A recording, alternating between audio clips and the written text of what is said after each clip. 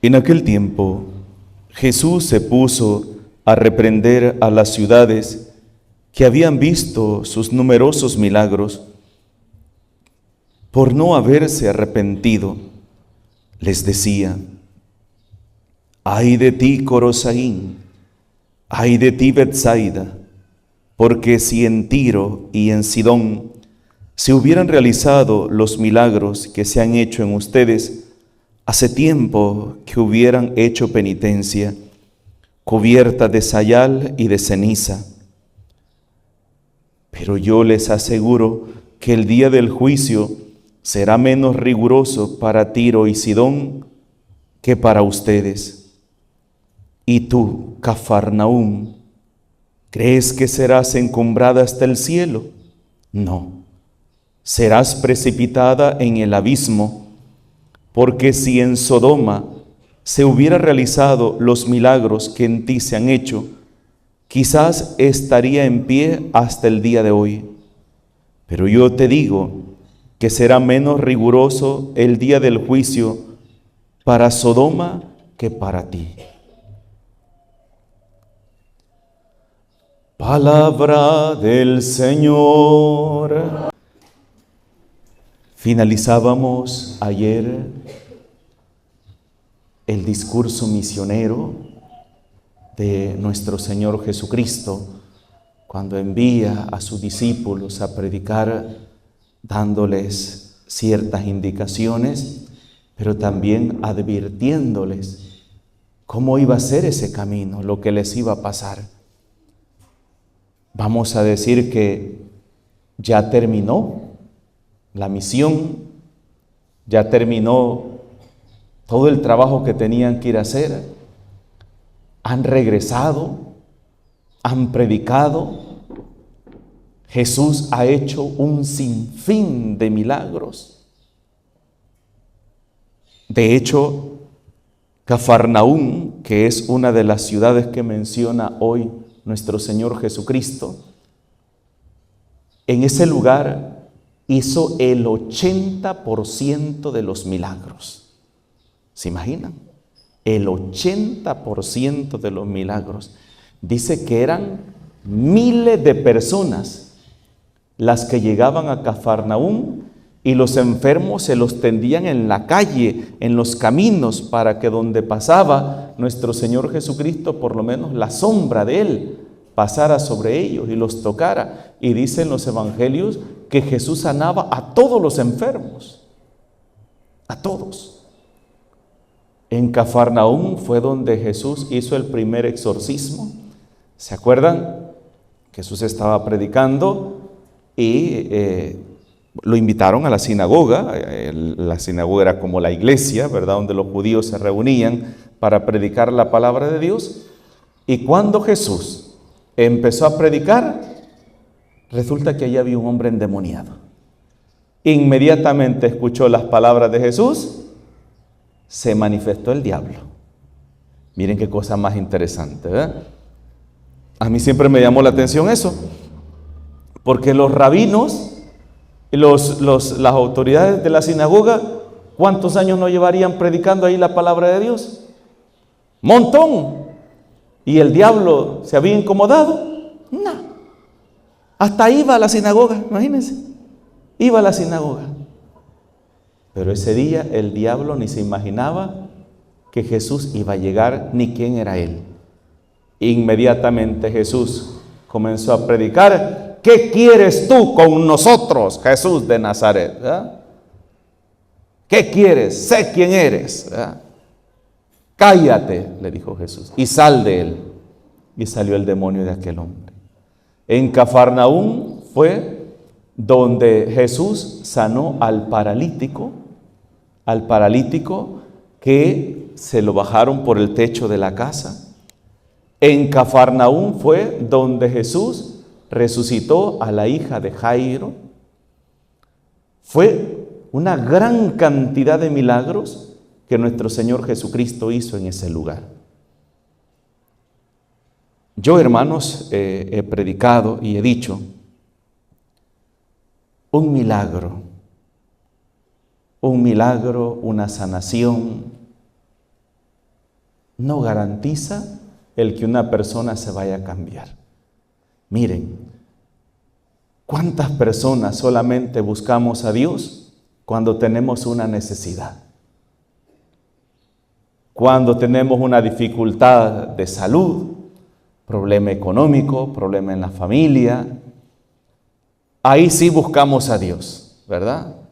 Ante un desastre natural, ahí sí. Que me descubrieron una enfermedad grave, ahí sí. Pero buscar al Señor en esos términos no es porque quiera cambiar. Es simplemente porque quiero salir de esa dificultad, quiero salir de ese problema. Y así como he buscado al Señor para salir de ese problema, también puedo buscar a un brujo para que me haga una limpia, una brujería y ya. Porque lo que me interesa es salir de ese problema. Muchos de nosotros hemos estado en esa situación o hemos caído en eso. Solamente queremos que Jesús toque una situación de nuestra vida, un problema, y lo que menos nos interesa es que Jesús toque nuestro corazón. Y hermanos, y eso lo podemos ver a diario, ¿verdad? Y en el transcurso de mi vida, que ya son varios años, ya voy sobre casi 15 años de vida sacerdotal, ¿verdad? Y en estos casi 15 años he tenido que ver tantas personas que se han acercado, principalmente por la devoción al Divino Niño Jesús, ¿verdad? Divino Niño, ayúdame, Divino Niño esto, Divino Niño lo otro, ¿verdad? Y estas personas, uno hasta se sorprende, ¿verdad? De dónde aquella fe y ese gran amor al Niño Jesús, ¿verdad? Inmediatamente recibieron la gracia que estaban necesitando. Muchas gracias, Señor. Ahí sí te vuelvo a necesitar, ahí te busco y yo sigo con mi vida en pecado, lejos de Dios. No estoy hablando que todos, estoy hablando que todos, porque también a través de la devoción al Divino Niño Jesús, muchas personas han tenido un encuentro con la ternura, con la misericordia de Dios y ha nacido la fe en ellos, ¿verdad? Así como en los apóstoles, en los discípulos, ¿verdad? Que tras ver los milagros que Jesús hacía, crecía la fe en ellos, sí. Pero también no estoy hablando de ellos, estoy hablando de todos aquellos que no cambian, porque es a ellos a quienes hoy Jesús les está reprochando en el Evangelio. Otra situación, yo no soy exorcista, delegado por la diócesis, pero todo sacerdote, ante una situación difícil, claro que puede ayudar espiritualmente a una persona que está sufriendo una persecución. Por el hecho de ser sacerdote, ya tiene esa potestad de poder auxiliar espiritualmente a una persona, ¿verdad? Y aquí a la parroquia, ustedes saben, aquí en nuestra ciudad de San Vicente, tristemente, ¿verdad? Hay una gran cantidad de personas que le dan culto al diablo, a Machimón, ¿verdad? A Macario, a la Santa Muerte, incluso alrededor de la parroquia. Alrededor de la parroquia hay gente que tienen a Machimón en su casa y solo basta llegar a la fiesta que le celebran el 29 de octubre, ¿verdad? Que es cuando le celebran la fiesta al diablo aquí en San Vicente y podemos oír de qué casa salen cohetes, ¿verdad? Solo ahí no basta para saber dónde está Machimón, ¿verdad? Los que ya no tienen vergüenza, ¿verdad? Los que ya descarados no les importa que sepan. Y los que no, solamente sentimos a medianoche cuando vamos en la calle, gran sumo apuro que están pureando, ¿verdad? Y saumereando a Machimón, ¿verdad? Entonces, pues a causa de eso, que hay mucha gente que practica brujería y cosas así, espiritismo y todo eso, entonces hay personas que vienen, ¿verdad? Padre, que mire que estoy sintiendo esto, estoy sintiendo una desesperación, siento miedo, oigo voces, ¿verdad? Mire, siento esto. Y inmediatamente yo digo, bueno, hay que confesarse. Es el primer paso. Hermanos, el primer paso, cuando yo siento que el cachudo me anda siguiendo, ¿cuál tiene que ser? Confesarme. Confesarme, ese es el primer paso. Si yo me confieso, me pongo en gracia de Dios, me arrepiento de mis pecados y me pongo en gracia de Dios, ¿qué tiene que buscar el diablo? Nada, nada. El diablo va a ir a donde hay algo que le pertenece a él.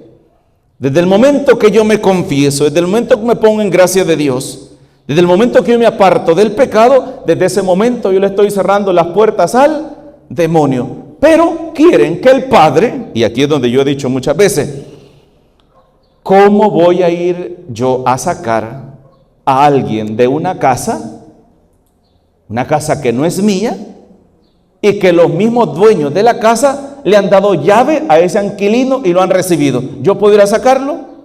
No puedo, ¿verdad que no? Imagínense ustedes que llego yo y le digo, mire, usted, don fulano, sálgase aquí de esta casa. ¿Y usted quién es? Sálgase. No, si a mí la niña fulana me ha dado llave. Mira, hasta mi cuarto tengo. Me compró cama. ¿Ve? Hasta un televisor me compró, ¿ve? Con cable, aire acondicionado. Y yo, ¿por qué me voy a ir si esta persona me ha recibido? Así está el diablo en muchas de nuestras casas. Y queremos que el cura lo vaya a sacar y nosotros hasta llave le hemos dado. Entonces, para que el diablo salga, el primero que tiene que rechazarlo, ¿quién es? La persona. Entonces, cuando han venido y le digo, mire, tiene que confesarse, ponerse en gracia de Dios, ir a la Santa Misa todos los domingos y si puede todos los días, rezar el Santo Rosario. No, se van. Mejor se van donde Machimón para que les mande otro diablo más grande. Y ponga quieto el que los esté hostigando y les mande un diablo de quietud, de falsa paz, de falsa tranquilidad. Ahí está la cosa. Entonces mejor se van para donde Machimón, porque Machimón, el diablo, no les pide que se confiesen, no les pide que dejen el pecado en el que están viviendo, no les pide que cambien de vida, no. Entre más perverso seas, entre más pecador, mejor para el diablo. Así te asegura más tu boletito, tu visa o tu residencia para el infierno. Y eso fue también lo que pasó en gran medida en las ciudades que hoy Jesús está maldiciendo. De hecho, son 3 ciudades.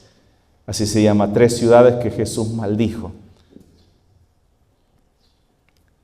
Corosaín, Betsaida y Cafarnaúm. Fueron 3 ciudades donde nuestro Señor Jesucristo obró tantos milagros y la gente no cambió. La gente siguió en su mismo pecado y de hecho, hermanos, hasta la fecha son 3 ciudades que han quedado en la total destrucción. Es increíble, es impresionante de verdad. Los que hemos, a Corosaín y Betsaida ni siquiera sabemos dónde están, ¿verdad? Nada. Cafarnaúm, sí, lucharon por descubrir dónde estaba esta ciudad y la encontraron. Y ya han encontrado los cimientos, encontraron todo de esta ciudad que se destruyeron. Recuerden que Israel es uno de los países que ha sufrido guerra tras guerra, tras guerra, destrucción tras destrucción. Pero miren qué cosa más interesante. Todas las ciudades han sido reconstruidas. De hecho, Nazaret, en tiempo de nuestro Señor Jesucristo, era, hermanos, vamos a decirlo así, no una ciudad, sino como una aldea, un cantón, uno de los pueblitos más insignificantes. Nazaret no era una ciudad populosa, no, era un lugar humilde, De hecho, estaba en un barranco, así dice, estaba en un barranco, uno de los pueblitos, de los cantones más humildes, más sencillos. que no contaba ni siquiera con una buena cantidad de habitantes.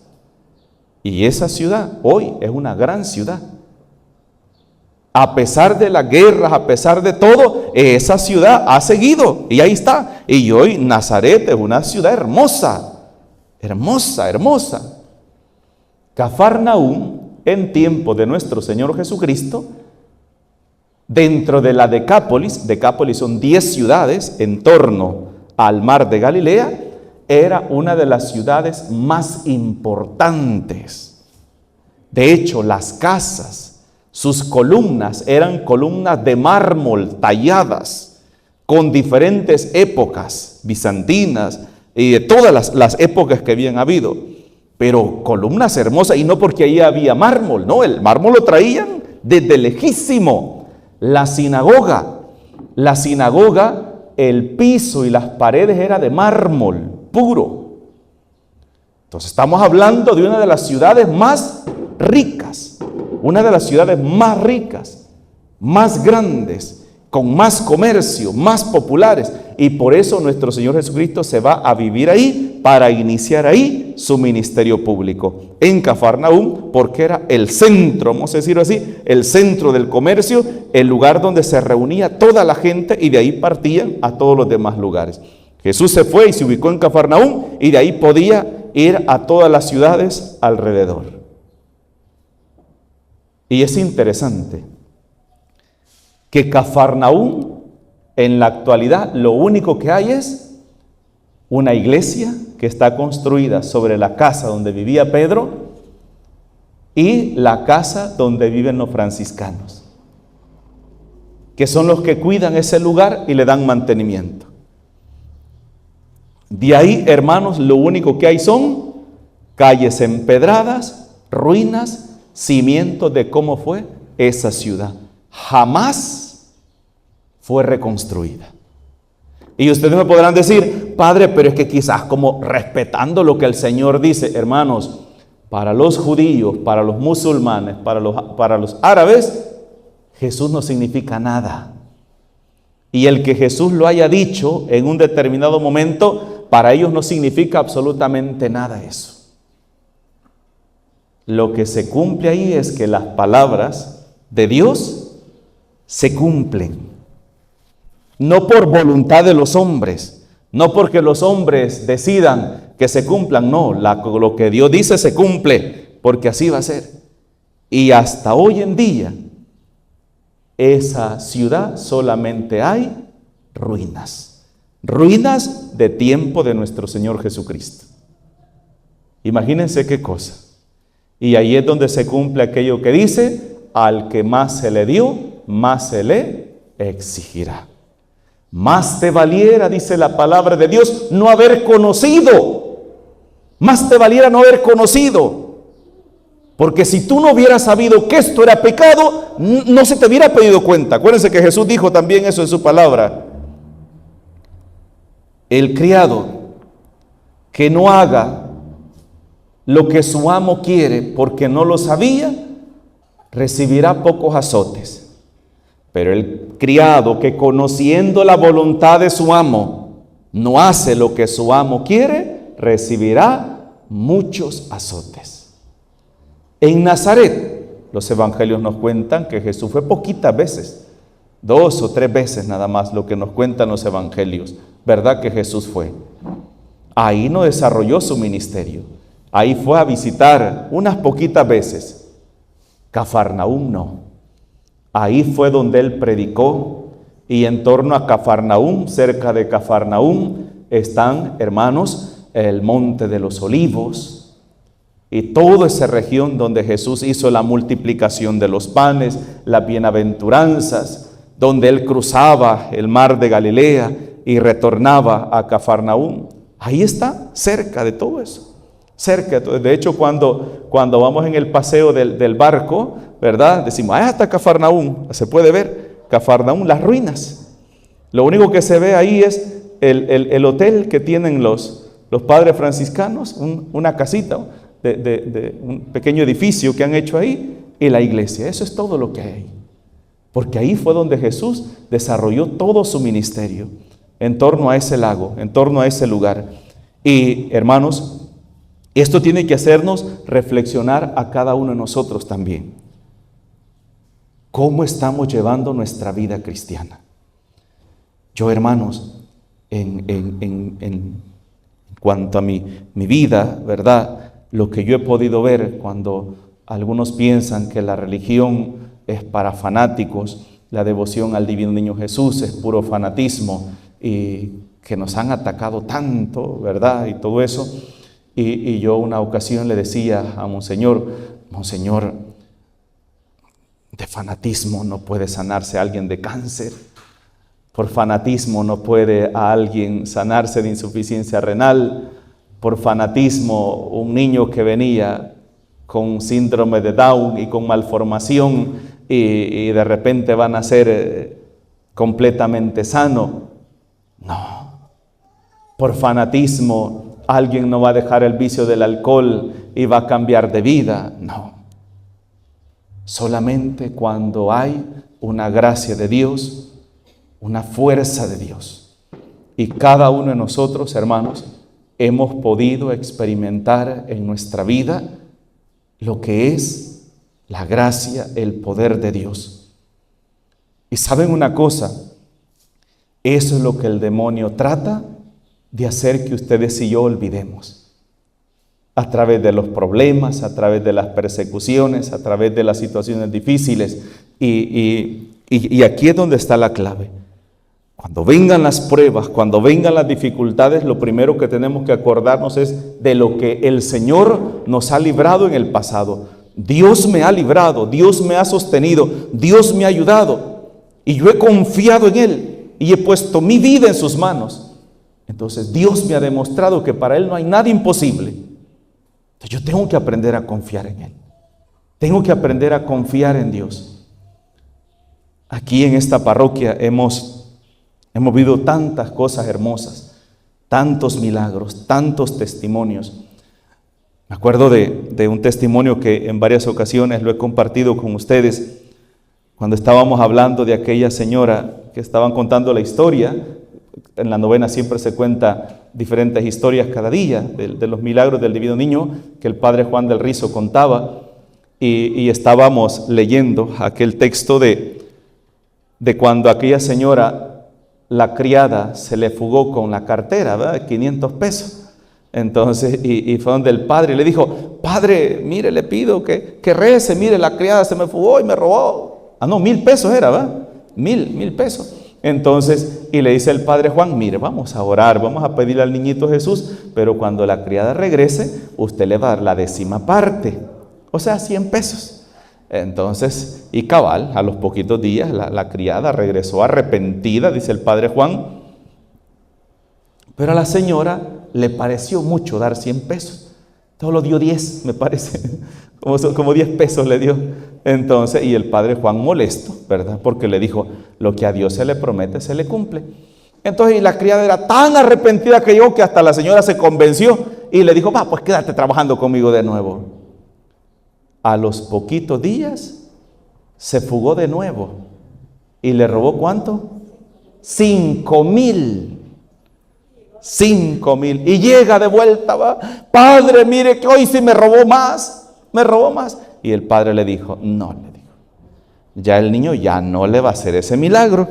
Ya no, porque usted le jugó tramposo la vez pasada. Usted le prometió que le iba a dar tanto y no se lo dio. Y con Dios no se juega. Y la regañó, ¿verdad? Y dicen que el padre Juan constantemente decía en la misa: y les aseguro que a esa señora tacaña no recuperó el dinero. Por tacaña, y así decía. Y aquí había un señor.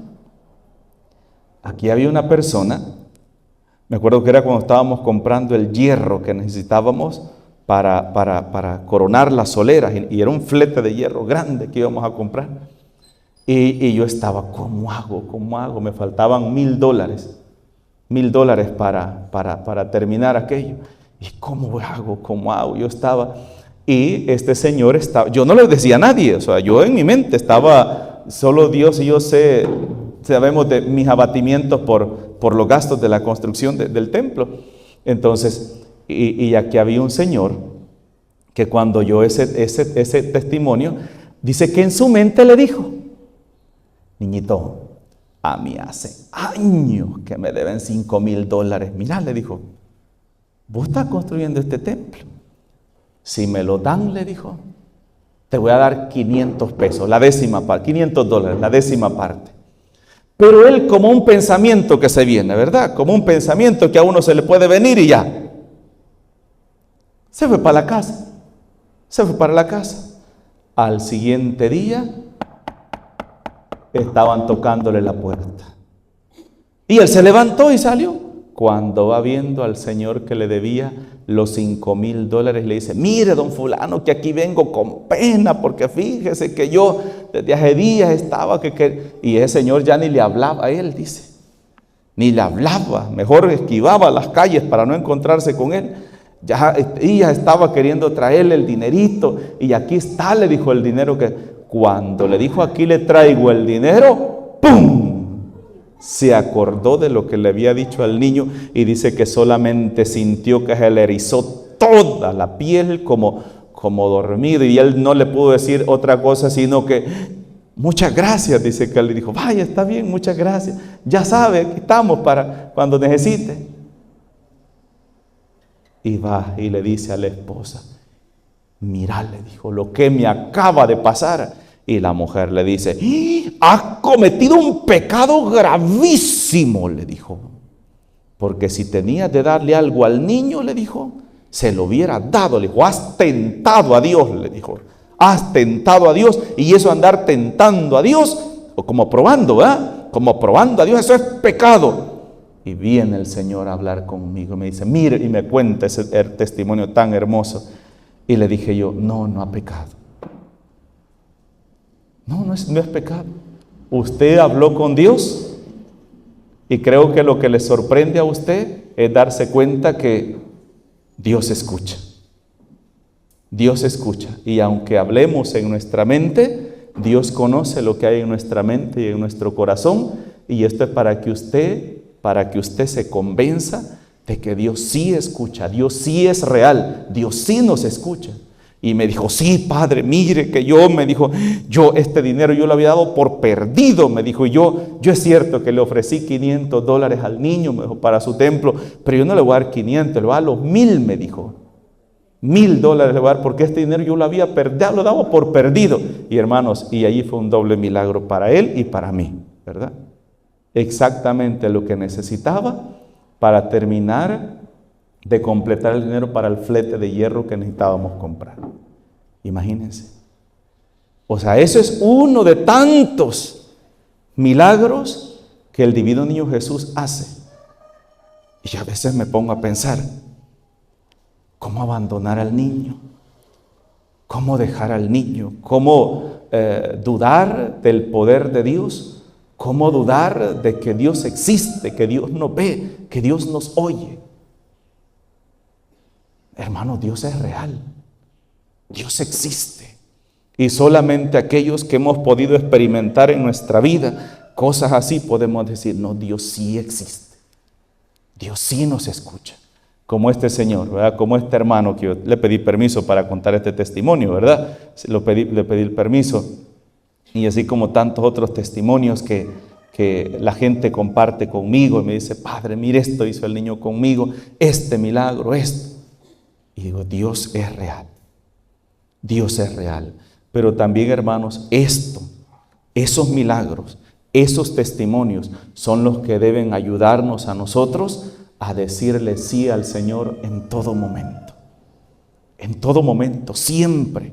Y aunque vengan las pruebas que vengan, aunque vengan las persecuciones, hermano, seguir al Señor no es fácil. Para los que piensan que, como algunos piensan, ¿verdad?, voy a ir a la iglesia y yendo a la iglesia ahí se me solucionan todos los problemas, no voy a tener enfermedades, ni los zancudos me van a picar. Hoy que está la cuestión del dengue, yo estoy curado porque el Señor me protege hasta de los zancudos. No, hermanos, es que no es así. No es así. La fe cristiana no consiste en eso.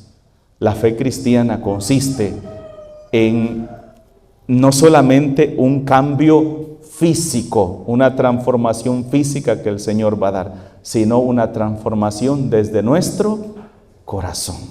Desde nuestro corazón, pero una transformación que debe llevarnos al compromiso por ayudar a que cambie este mundo, a que cada uno de nosotros nos sintamos comprometidos de hacer de este mundo un mejor lugar para todos. Eso es ser cristiano, eso es ser discípulo de Cristo. En el nombre del Padre, del Hijo y del Espíritu Santo. Amén.